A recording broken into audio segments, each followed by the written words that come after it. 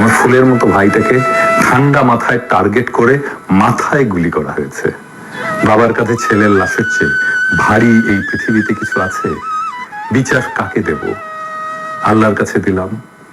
আমার আল্লাহ কখনো কারোর সাথে অবিচার করতে পারে না। হাসরের ময়দানে বিচার করবে আমার আল্লাহ। আমি জানি না আমরা আর কখনো মন খুলে হাসতে পারবো কিনা, ওর পছন্দের কিছু খাইতে পারবো কিনা, কখনো সত্যিকারের ভালো থাকবো কিনা, কিচ্ছু জানি না। শুধু জানি আমার ছোট্ট ভাইটা নির্দোষ। সে ছোট্ট একটা বাচ্চা ছেলে যে বীরের মতো বন্ধুকে বাঁচাতে গিয়েছিল। কারণ এটাই তার পারিবারিক শিক্ষা যে কাউকে বিপদে দেখলে সাহায্য করতে হয়। কখনো আর ভাইকে দেখতে পারবো না, জড়িয়ে ধরতে পারবো না, গালে কপালে জোর করে চুমু দিতে পারবো না, আর কখনো বলতে পারবো না টুনা কয়েল ধরায় দে, টুনা পানি দে।